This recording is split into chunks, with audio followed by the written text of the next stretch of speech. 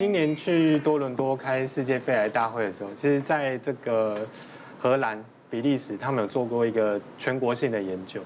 那他发现说，对于高危险群，所谓高危险群，譬如说有抽烟的病人，哦，或者是说你家族史，譬如说是2等亲到3等亲之间有肺癌的病史，尤其是兄弟姐妹，譬如说你的兄弟姐妹有肺癌病史的病人，这群病人拿去做筛选。其实可以降低把这个第4期，就是你一开始发现第4期的几率降低26%。低剂量的电脑断层针对那些高危险族群，你真的可以去做一下。是。像我阿嬷就是那种农村妇女，就住在那种田中央那种很偏远的地方，然后她以前就是生活都很简单，然后不烟不酒。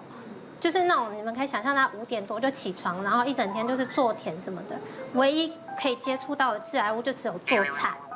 可是重点是他做菜，他也不是说整天在做菜，因为有其他的一些我阿静妈什么都会帮忙。那我阿公也没有抽烟，什么都没有。因为乡下地方他们不会像我们的观念会觉得说，哎，要去做健检。对。那以前的老人家都觉得说他身体真的有状况，他们才会想要去看医生。然后直到有一次年纪很大，他有一天就一直咳。然后咳就想说，哎，怎么咳嗽拉肚子？所以他就去附近的比较市区一点的那种小诊所去检查。就检查之后发现，就小感冒，没有什么特别。他想说，哦，那就吃药就好。吃，回家之后又一直咳到都咳出血。然后这时候妈妈想说不行，因为那个乡下的医疗可能没有那么就是发达，就说不行，把他带到市区做大医院的那个检查，然后就做了一个全身的健检，发现他竟然是肺癌末期。可是他在前面他完全没有任何一点的征兆都没有。他年纪已经70几岁，那时候就在考虑说要做化疗的问题。那你说年纪那么大在做化疗，其实他受不了的。对他，而且他其实也不想做，那真的太痛苦了。然后最后我们有问他，他前后就有稍微做了几次，他真的就是很不舒服，所以最后就是家人就买一些比较高级的食材让他补，可是那个拖，因为已经末期了，所以其实能拖的时间也没有很久，然后后来就过世。听这个故事比较像基因的上的问题，对不对？不是环境造成。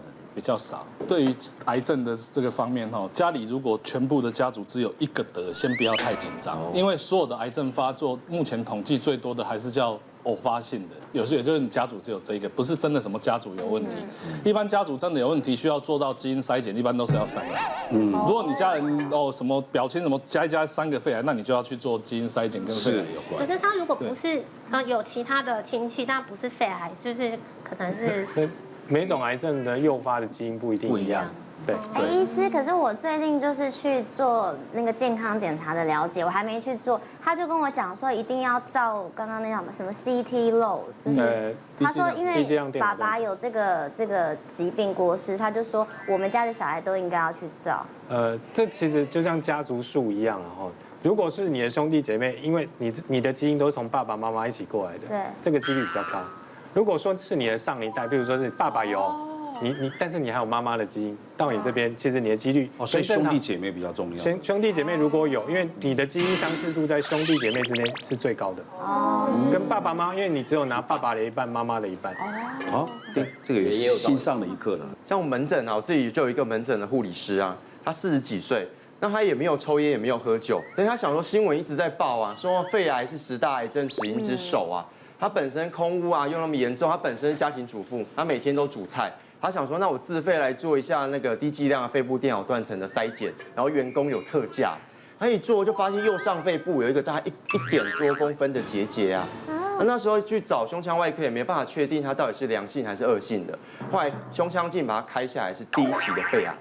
后来他的同事全部吓到了，他20几个同事全部都去做低剂量肺部电脑断层检查，又找到另外2个都是第1期的肺癌，都是一样开刀开掉。这样还算是对，所以其实基本上现在除了空污的议题之外，另外就是除了香烟，然后油烟、二手烟，这些其实都是高危险因子。像这些护士，他们都没抽烟，但他们的另外一半，很多他们自己另外一半都有抽烟的习惯，所以他这些本身就是高危险群，所以就应该要去做这样低剂量肺部电脑断层的筛检。现在空污那么严重，跑马拉松不会影响吗？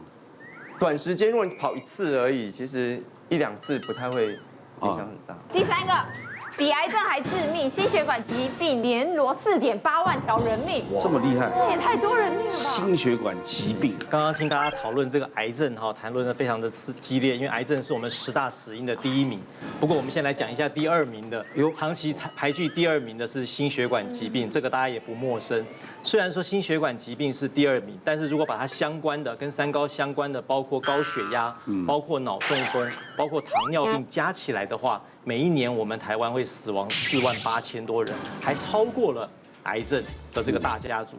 好，所以心血管疾病我想大家都不陌生。那么心血管疾病大家最恶名昭彰的就是心肌梗塞。好，那我们前面这张照片呢，大家都有看到，就是我们的心脏呢，它从这个主动脉的地方会分出这几个冠状动脉，包围在我们的心脏表面，有分为左冠状动脉跟右冠状动脉。那这个冠状动脉就是负责供应我们心脏的养分。那这个动脉一旦有一点狭窄，就是比如说血脂肪堵塞、斑块的堵塞，有一点狭窄，我们就会有不舒服的感觉，称之为心绞痛。那么万一这个血管完全的堵塞，那这个心脏就会缺血，就会坏死，那就称为心肌梗塞。所以这是一个程度的差别。那么大家常常听到一些名人可能因为心肌梗塞而过世，那就是血管的完全堵塞。那么大家都想，这个疾病好可怕，那怎么样去预防呢？基本上心肌梗塞的患者，大家都知道，他最常见的症状是3个，第一个就是胸闷，第2个就是胸痛，第3个就是突然开始觉得很喘。好，就是你过去做这样的动作不会很喘，最近开始会喘，这3个是心肌梗塞最常见的症状。好，那么通常呢是发生在运动的时候。好，所以如果你觉得你去运动，或者是你工作开始症状明显，一休息就比较好一点哦，这个要亮出一个红灯，这要小心。第2个，这个症状是最近才来的，这要小心。那么再来就是说，如果你还有一些其他的症状，比如说有点冒冷汗、有点倦怠、上腹疼痛、开始疲劳，更要小心，就要赶快来看医生了。那么根据统计，大概80%的心肌梗塞的患者都曾经有过一些先驱症状提醒你，只有不到2成的患者是完全没有症状，直接就心肌梗塞，这样子的一个厉害的情形。那当然，如果真的是不幸的发生，那么现在来讲的话，整个心导管的治疗啦、药物的治疗啦，非常的进步。好，所以大家都知道，很多人都知道说，放支架啦，做气球扩张术啦。可是，一般这种病都来不及。对，太突然了。突然间。如果说是严重的心肌梗塞，那可能是很厉害的，因为严重的心肌梗塞，它如果突然发作的时候，它可能有2大危险因子。第一个就是它突然的造成一个心律不整，恶性的心律不整，那这个是非常危险。所以为什么现在在各大公共场所都希望能够增设 AED 啊，能够直接把心律不整给电回来，这样就可以争取到一个时间。那么第2个就是，如果这个心肌梗塞造成心肌大范围的坏死，那会造成一个休克的现象，那病人可能当场就血压就太低了。那像这样的话呢，当然在急救上也会增加一些难度。不过呢，这个时候真的就是分秒必争了。好，所以呢，在各大医学中心呢，都在争取一个时间，叫做door to balloon， 就是说从进门到气球张开的时间，各大医院都希望拼在90分钟以内。就是要拼这个时间的话，能够抢救1分的心肌都是好的。否则的话呢，纵然你把心脏救回来了，如果他心肌梗塞的时间过久，将来那个心脏不能整个都收缩，坏死的那边将来就跟木板一样是不会收缩的，整个心脏力就变差，这就变成一个心脏衰竭的患者。好，所以这个是目前心脏病大家都很了解的。所以因为我们看任何病，只要人家一看到心脏科，都会想说，那我是不是这个血管堵塞了啊？那所以这个堵塞是我们讲的冠状动脉的堵塞，它是我们这个主要的一个疾病。说实话，我爸妈都有这方面，因为我妈是前一阵子才心肌梗塞，但是刚刚讲说分秒必争，还好她是倒在这个大马路上，然后大马路上就是在那个旁边就是一个医学中心，所以那时候人家直接急救过去，非常的幸运。但我爸就没那么幸运了，因为我爸那时候就是有3高，然后那时候他们自己开公司的时候，唯一忙到每天晚上就是吃东西来发泄一下而已，没有任何的做任何的运动或任何的发泄，就是喜欢吃好一点，就是造成3高。他没想到3高反正也没有什么一些重要的一些状况的话，他就不以为意。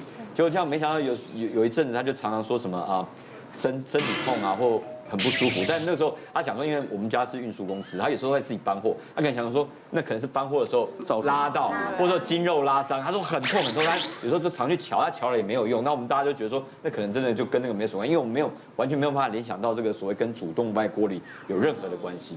就在去年的时候，因为那时候他就想说，那身体有点不舒服，然后可能又拉到或什么，他讲说啊，快闹丢，他就先回家，从公司先回家。那时候他先回家的时候大概是2、3点，他就说他要去洗澡。结果我们后面的人大概他就自己一个人在家里。结果我们回家的时候，按电铃没有人答应，我们就拿钥匙打开进去的时候，发现那个水已经都满出来。我们后来就跑到那个浴室里面，他是倒在那个淋浴间里面。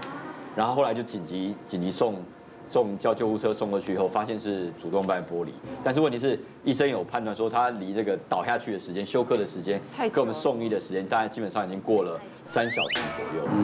所以后来去的时候，其实已经是要靠这个呼吸器维持。然后3天以后就真的宣布没有办法，以后我们就把那个呼吸器拔掉就走了。所以真的最后是因为主动脉。但是说实话，我爸那时候是每年就像各位讲，健康检查来做，各式各样贵的检查来做，但是不管做了什么。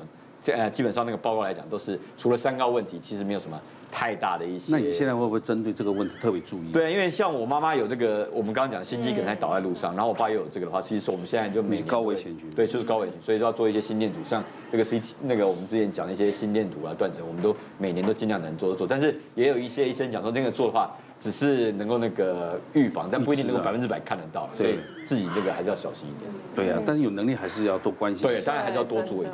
别忘了订阅我们 YouTube 频道，并按下铃铛收看我们的影片。想要看更多精彩内容吗？可以点选旁边的影片哦。